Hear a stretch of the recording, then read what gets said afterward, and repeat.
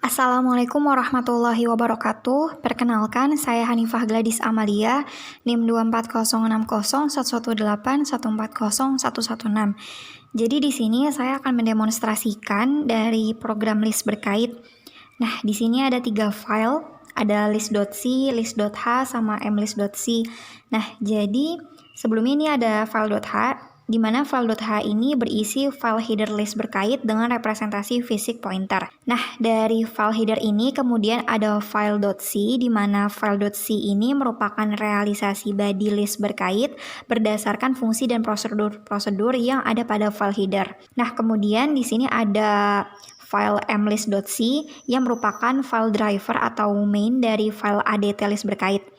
Nah, nantinya file driver ini yang akan kita kontrol untuk mengcompile program list berkaitnya. Pertama-tama kita bisa langsung compile programnya di mainnya. Nah, di sini untuk membuat list dengan prosedur create list, jadi pertama dibuat dulu list dengan create list. Setelah itu kita cek apakah list kosong dengan prosedur list empty.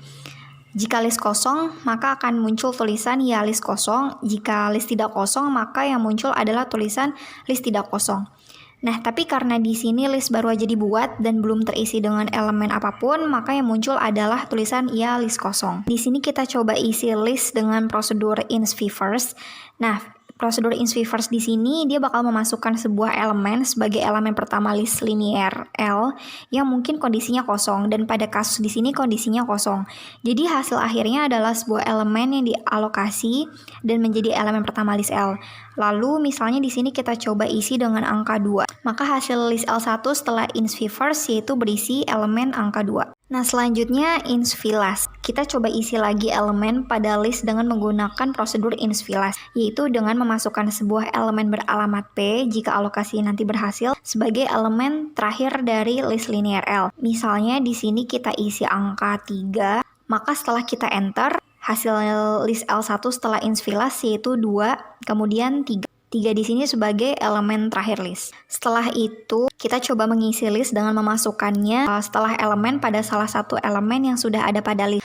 Misalnya di sini kita ingin memasukkan angka 5. Nah, angka 5 yang ingin dimasukkan yaitu misalnya diletakkan setelah angka 2. Jadi misalnya di sini kita masukkan angka 5, lalu kita enter. Nah, ingin dimasukkan ke angka setelah angka 2.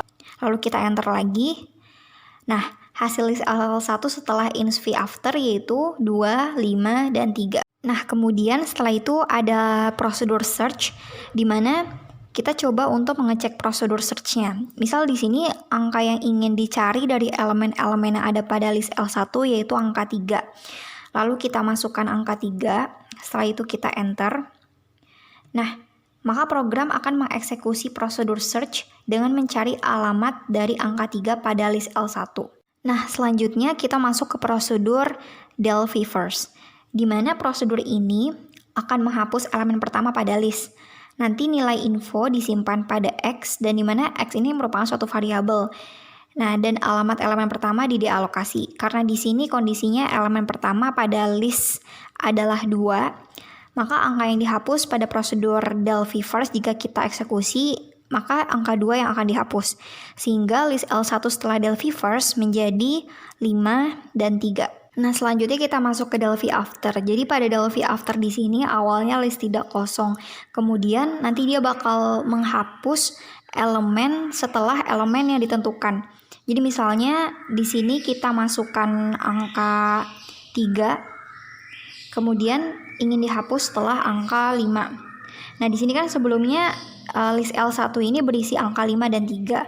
Nah, karena yang ingin dihapus adalah setelah angka 5, maka angka 3 nanti akan terhapus dan menghasilkan list L1 setelah delphi after ini berisi elemen 5. Nah, selanjutnya pada delphi last di sini karena sebelumnya list berisi elemen hanya angka 5 saja, jadi pada saat prosedur delphi last di sini dijalankan, maka list L1 menjadi kosong. Nah, delphi last di sini dia akan menghapus elemen terakhir pada list. Tapi karena di sini situasinya list hanya berisi satu elemen, maka list L1 menjadi kosong setelah delphi last dijalankan. Nah, selanjutnya kita membuat list L2. Nah, list L2 di sini sudah kita deklarasikan sebelumnya. Jadi pada saat kita compile sudah muncul elemen-elemen yang sudah dideklarasikan pada list L2-nya. Jadi di sini L2 sudah berisi angka 7, 3, 6, 4, 24 dan 32. Lalu di sini kita coba buat pakai beberapa prosedur berikut ini. Nah, yang pertama ada prosedur del first, di mana prosedur del first di sini awalnya list tidak kosong, sudah dideklarasikan sebelumnya, list berisi. Kemudian hasil akhirnya di mana P adalah alamat elemen pertama list, jadi nantinya elemen list berkurang satu. First elemen yang baru adalah suksesor elemen pertama yang lama. Jadi nanti dia bakal menghapus elemen pertama pada list. Nah, sehingga di sini alamat elemen yang dihapus, misalnya di sini 3828488 yang merupakan alamat dari elemen pertama pada list L2 yaitu angka 7.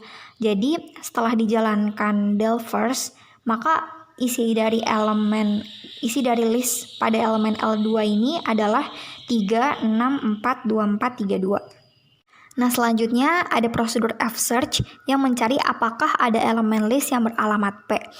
Nah, jika ada, maka akan mengirimkan tulisan ada, dan jika tidak ada, maka akan muncul tulisan tidak ada. Nah, kita pasang alamat P ini merupakan di mana alamat yang sudah dihapus pada prosedur del first. Nah, di sini kita lanjutkan. Jadi alamat elemen yang digunakan pada del first ini yang alamat pertama kita taruh buat di F search-nya.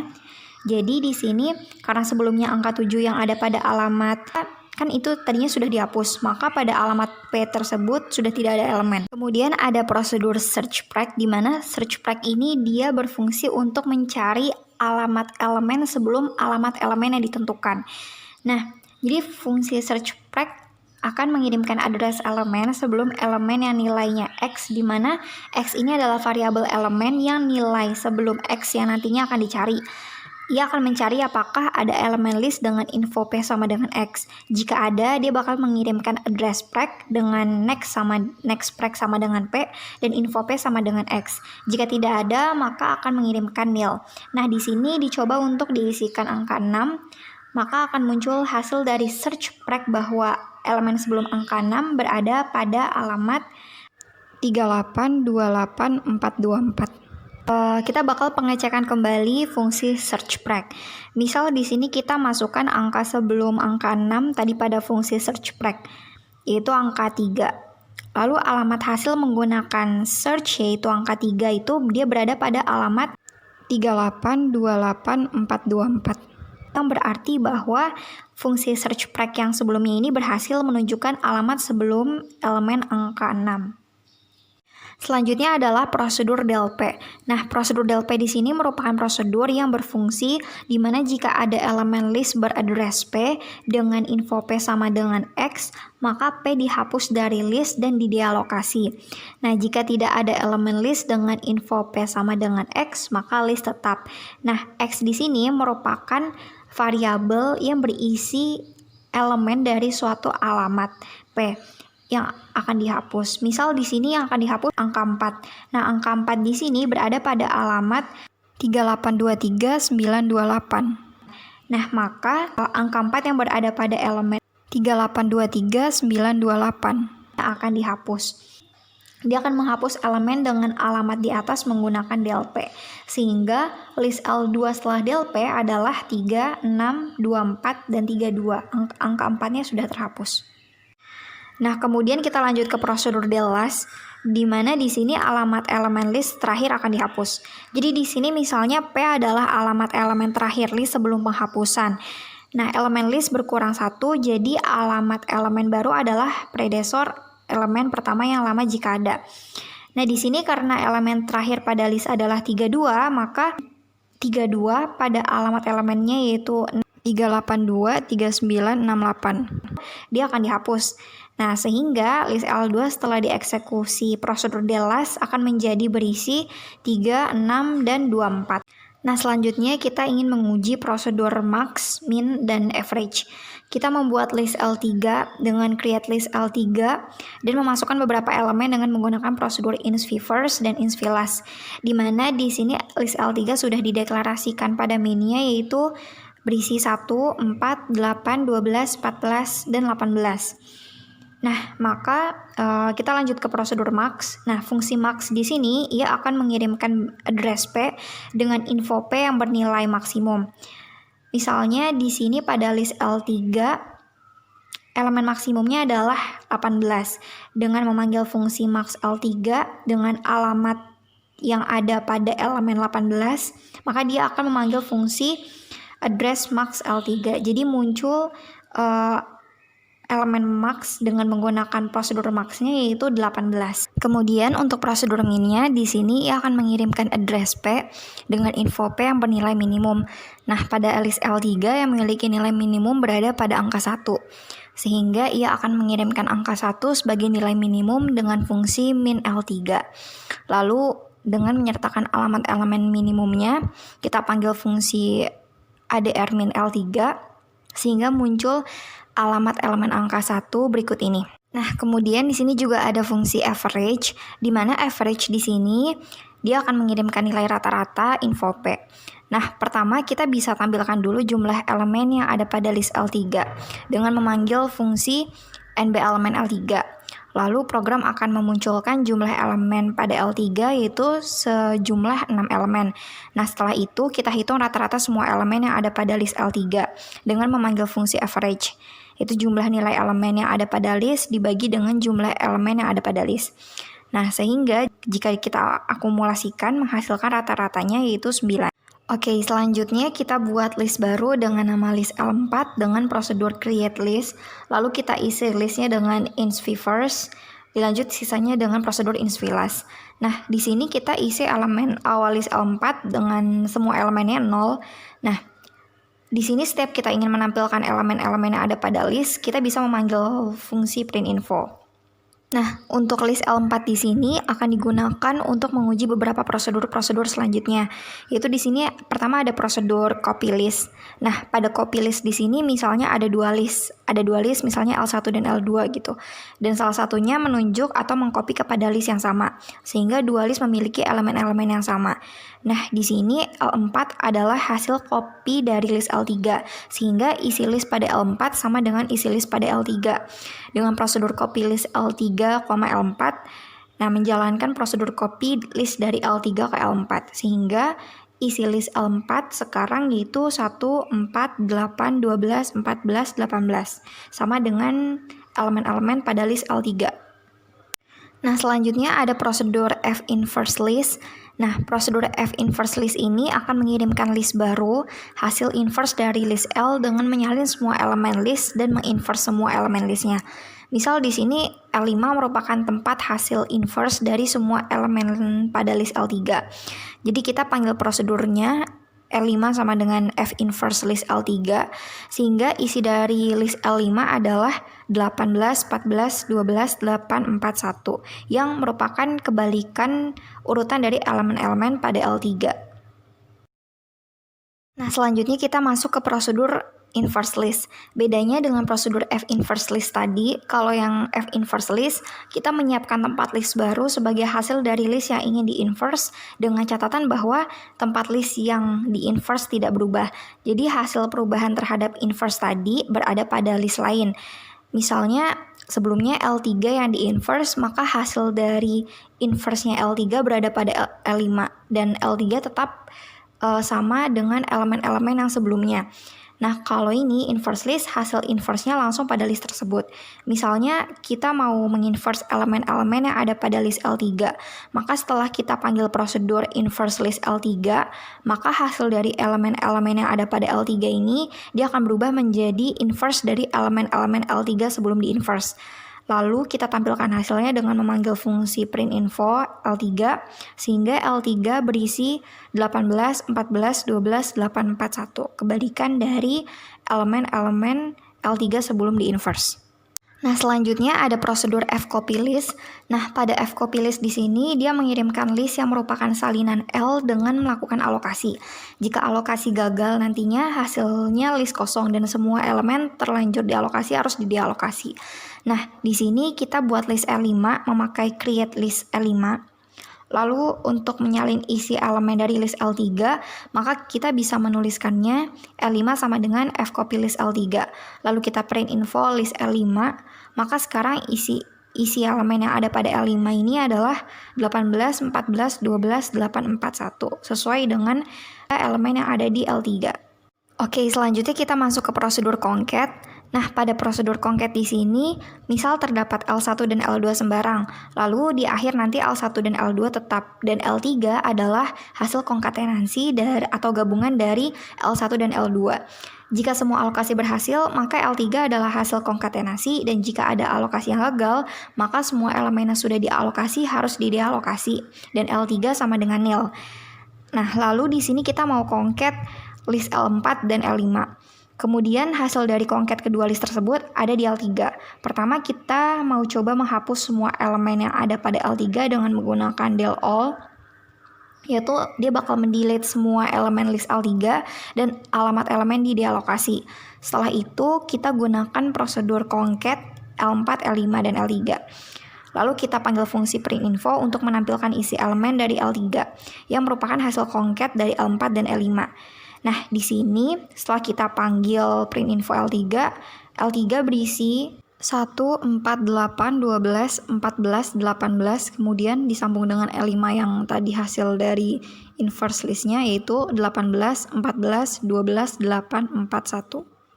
Setelah concat, di sini juga ada prosedur concat 1. Nah, bedanya dengan prosedur concat sebelumnya, di sini setelah mengconcat L1 dan L2, lalu menghasilkan L3 yang baru dengan elemen list L1 dan L2, dan L1 serta L2 menjadi list kosong.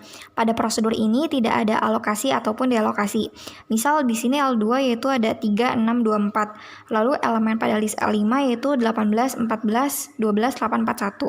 Lalu kita panggil fungsi print info untuk menampilkan isi list L3.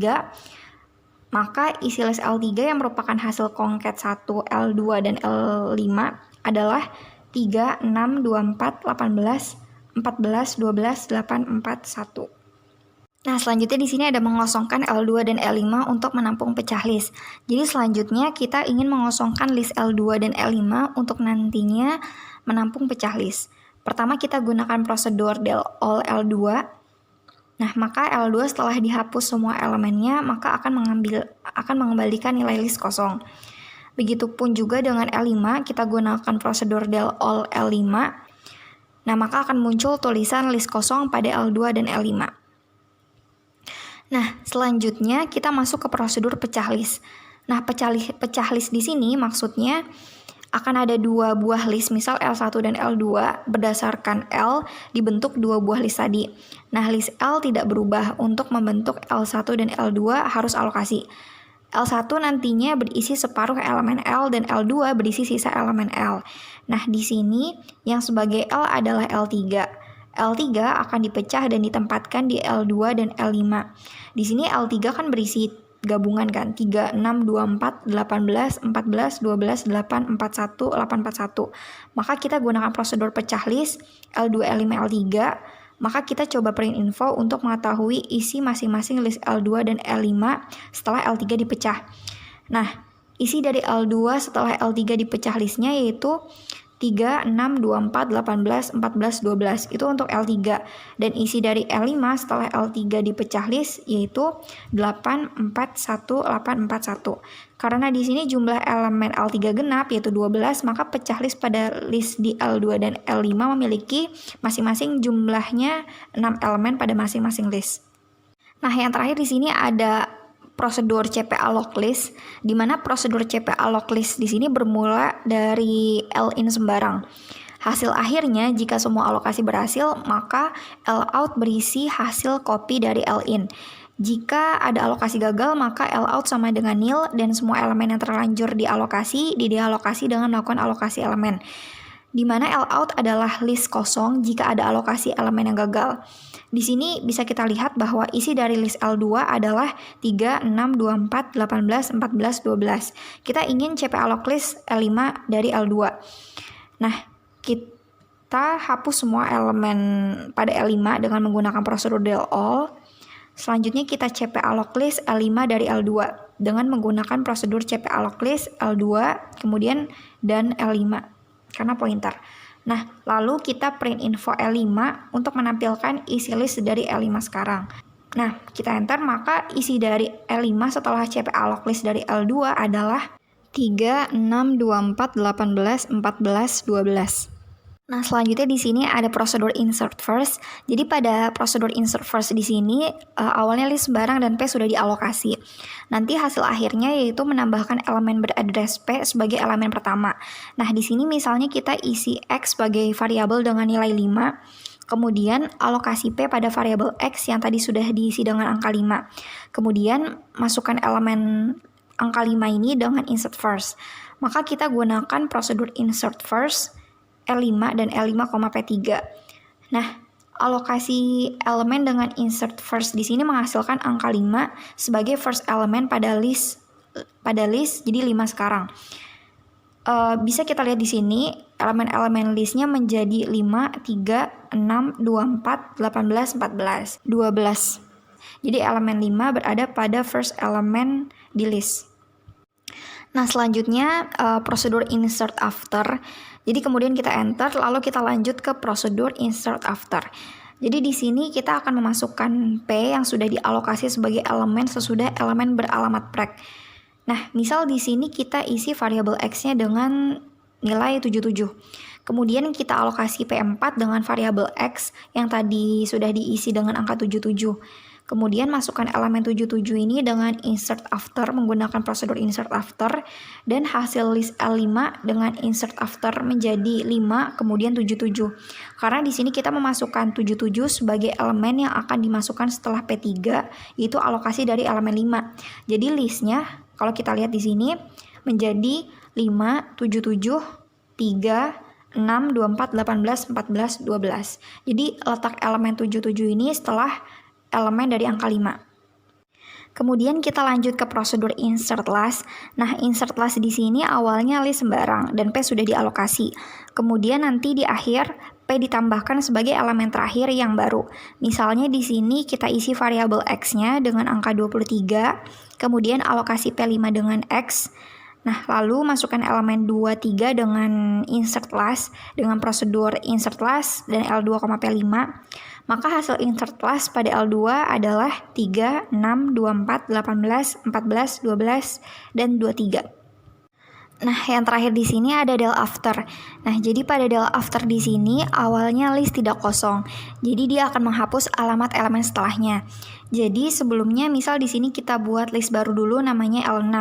Nah, L6 di sini diisi list dengan 7 buat insv-first-nya, sama elemen-elemen setelahnya menggunakan insv-last, yaitu ada angka 3 sama 2. Nah, setelah itu alokasi elemen-elemennya pada P7, P8, dan P9. Nah, misalnya sebelumnya kita insert first elemen P7 yang berisi angka 7 pada L6, sehingga menghasilkan list berisi 7, 7, 3, 2. Nah, setelah itu kita ingin menghapus angka 7 pada elemen kedua setelah angka 7 pada elemen pertama. Maka kita gunakan prosedur del after untuk menghapus elemen setelah elemen pada P7. Jadi kita ingin menghapus elemen angka 7 yang kedua setelah elemen angka 7 yang pertama. Sehingga hasil akhir L6 menjadi 7, 3, 2. Nah, mungkin cukup sekian yang bisa saya sampaikan. Kurang lebihnya mohon maaf. Wassalamualaikum warahmatullahi wabarakatuh.